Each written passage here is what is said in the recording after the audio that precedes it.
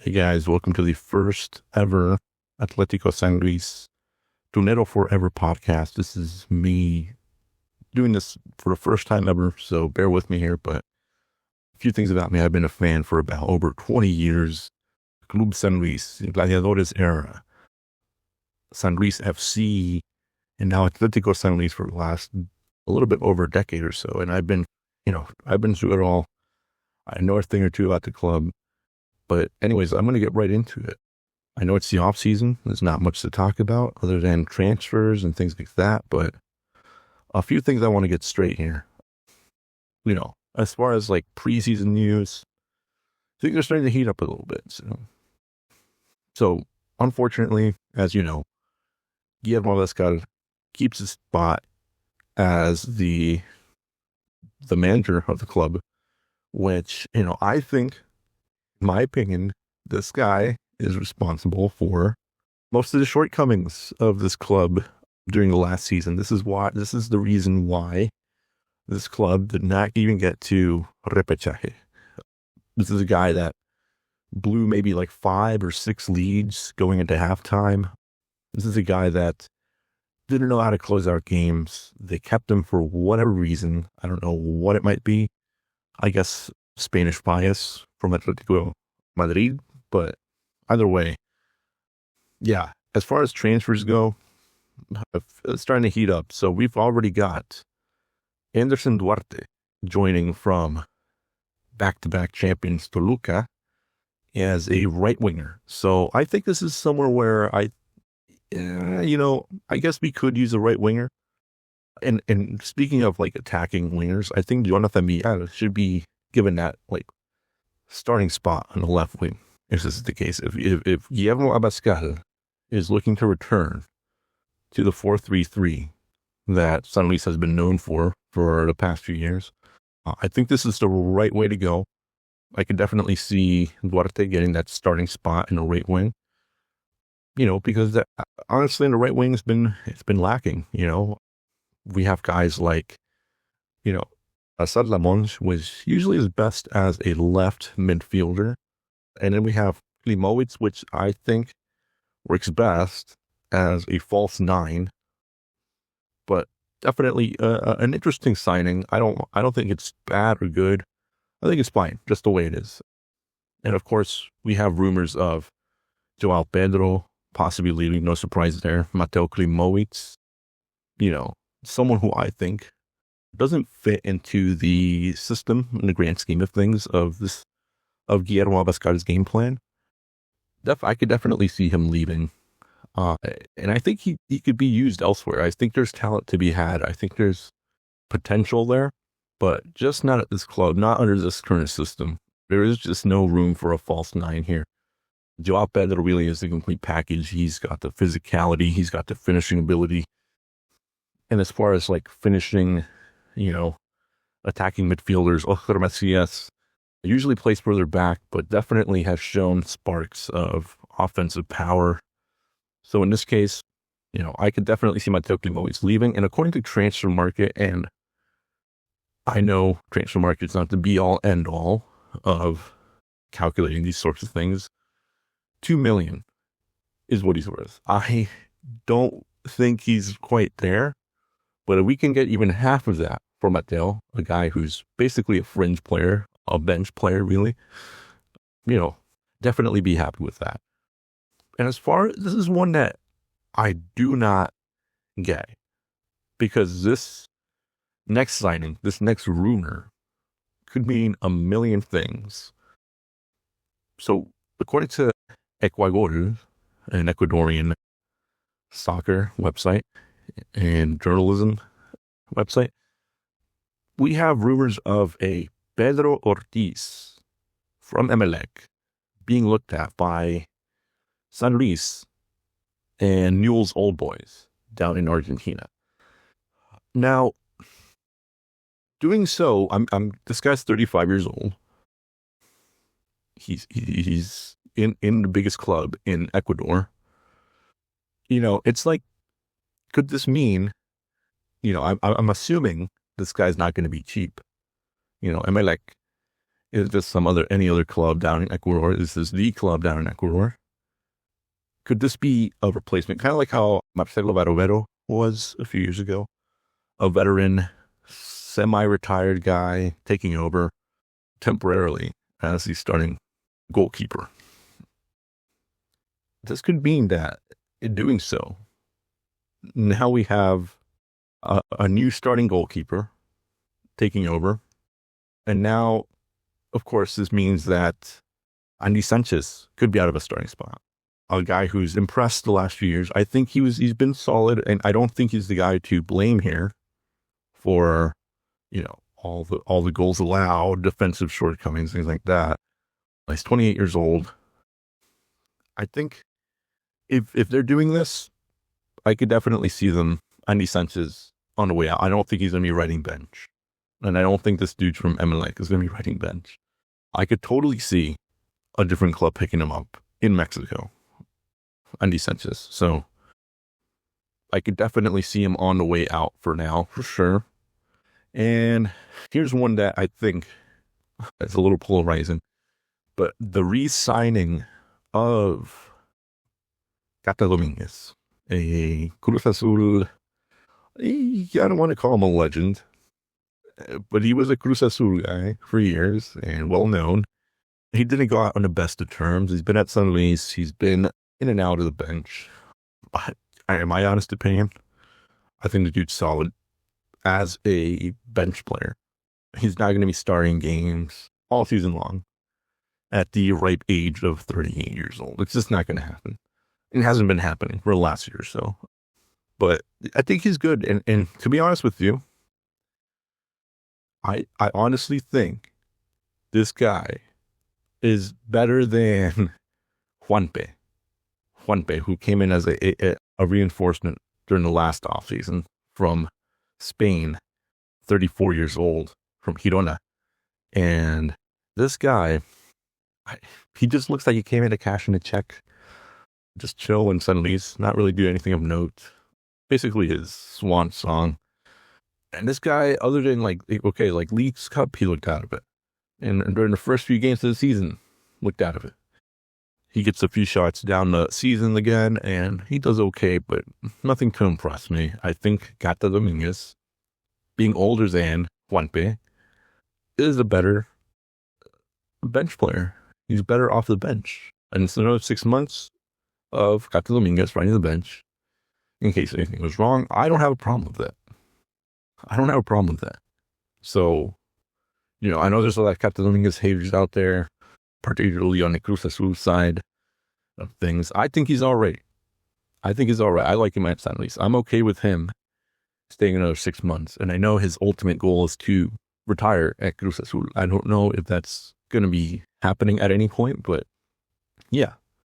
And speaking of the defensive side of things, let me read off to you what we have out back.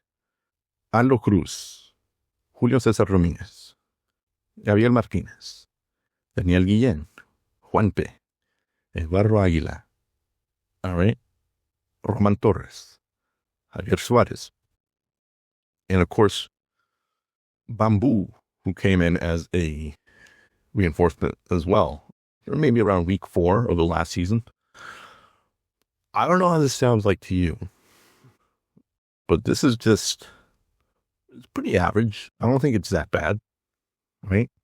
And Bamboo, who, came in because this guy was desperately needed, but Bamboo, he's definitely like that kind of a chaotic sort of guy. He makes those silly mistakes in possession of the ball, but defensively, he's a force to be reckoned with. So he's two sides of a coin. He's a double-bladed sword. He can definitely do some damage against the team, but as he also has that physicality of the matchup during the set pieces that we desperately need. Bamboo, I'm giving the thumbs up to. Just watch out whenever he has the ball at his feet. Aguila, an up-and-comer. He's been getting playing time. He's been getting better. He's been showing improvement. Aguila, still only 23 years old. Aguila can definitely see going into Chivas in the next year or two, going to, Toluca. This guy, he's the real deal defensively. Will he be like a national team starter or something like that? I don't know. Will he be a starter at a mid-table or an upper mid-table club or even a big club in Mexico? Yes, absolutely. But yeah, I think, and the one that I'm still scratching my head around, because it's been years, and we hear it every single year. It hasn't happened yet. Juan Manuel Sanabria going to a big club. This year it's not even rumored. I think the train has left the station at this point. We heard rumors every single offseason for this guy because he really is the best thing going in the back and the left for San Luis. He's got the biggest upside, but we have not heard anything this year. I can see this guy, I don't think any big club in Mexico is going to fork over the cash at this point. I can definitely see him going to like a smaller club out in Europe or just returning to a big club down in South America. But for one reason or another, I mean, we've heard them all, right? We've heard América, Cruz Azul, Tigres, Toluca. All these clubs were looking at this guy for years, or rumored to be looking at him. And, for whatever reason, I guess San Luis is asking too much at the end of the day. But he's still here to stay, so. And as far as another signing here that just happened about 2 days ago, as of recording this podcast, Benjamin Galindo returns to the first division, and he will be with Atletico de San Luis. Why is this even talked about? It's been like 4 years since the guy has even poked his head up in the first division. Well, because he's part of that Cancun squad, and Cancun has been a force to be reckoned with down in Ascenso MX, or Expansión MX. Sorry about that. And this could be pretty good. We could use some more help down in the midfield, especially at defensive midfield. Someone to accompany Rodrigo Dorado. So someone to match up with Oscar Macias as well. But Benja Galindo, I know he can play between DM and center back. I think this is a good signing, especially when you have someone like, Eduardo Aguilar, who I can definitely see leaving within the next year. Trust me on this. Even this offseason, we still have weeks to go till the first game against Tigres, but I think he's as good as gone. So, Benjamin Galindo Jr., I approve. And I think he was a instrumental part of a strong Cancun squad for the past almost half decade now. So I have nothing against it. Okay. So, and as far as like the attacking positions, I mean, no big moves there really. Jose Gonzalez returns from loan at Herediano.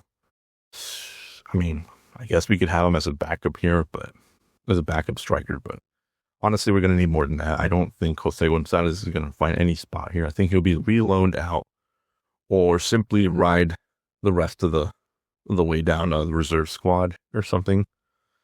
I just don't think there's much for him here. And then we have, no big moves so far. So no big moves. And of course, we have the preseason matches coming up, or that have already happened. A solid win against Mazatlan during their farewell tour. So, several rumors of Mazatlan leaving, which make of that what you will. But I personally do not like Mazatlan for several reasons. But this is just not a club that I feel should be in first division. It's a whole different. I'm not going to get into that. It simply is what it is. But 2-0 loss to Necaxa again as their last preseason matchup. Not much to pay attention here. Just preseason, nothing to worry about. What do I have to say about this squad? I mean, the squad it's an interesting squad. I think there's not a lot of youth, not as much youth as I'd like to see on this squad, but definitely, I think this team is capable of making it to at least repechaje. That's how much faith I have in this team. Looking at the squad now, yeah, that has to be the goal here.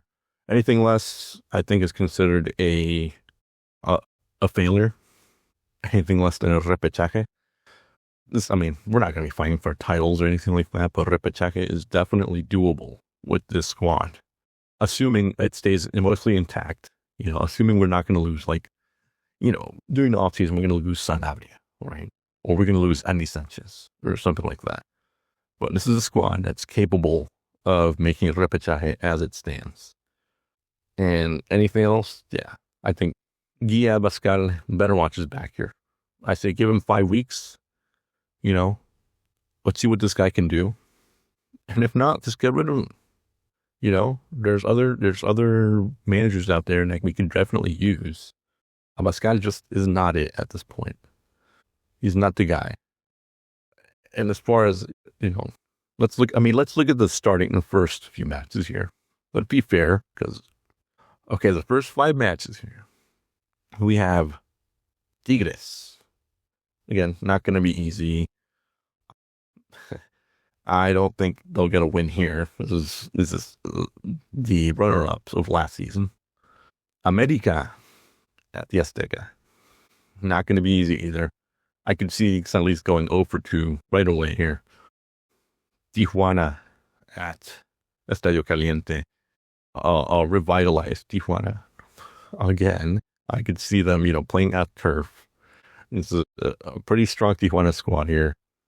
This could even, it's possible that Guilla could start off 3 losses in a row, which I'd hope not. I'm not a fan of Guilla, but I am a fan of San Luis. Let's hope that's not the case, but it's entirely possible.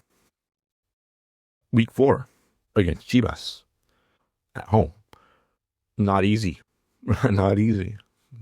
At Estadio Victoria, San Luis' second home out week 5.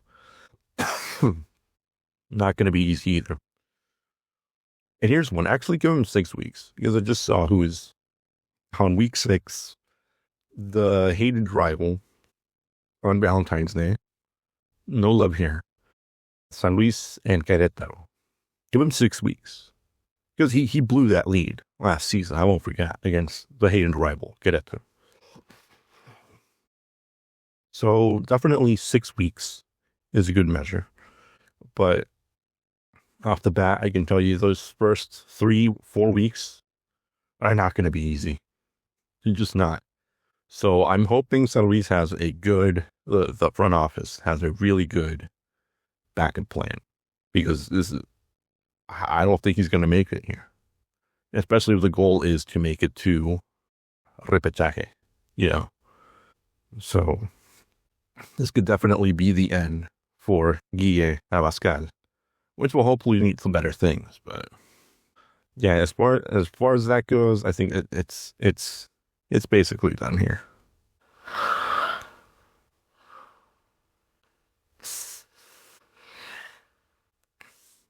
And it's interesting here. Another one here that's really interesting. I just saw this looking through some articles here. I can't believe I missed this one, but it looks like, just like I said earlier, Eduardo Aguila from Atletico San Luis is one of Gabriel Milito's targets. And this is just what I said earlier. Aguila is going to be a commodity for any mid-table and higher club. And here we have Chivas already looking for the guy.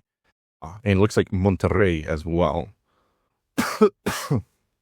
So, really not surprised there. But again, that would be a pretty big loss for San Luis. It's about how we use this money. We're looking at possibly $3 million according to the transfer market.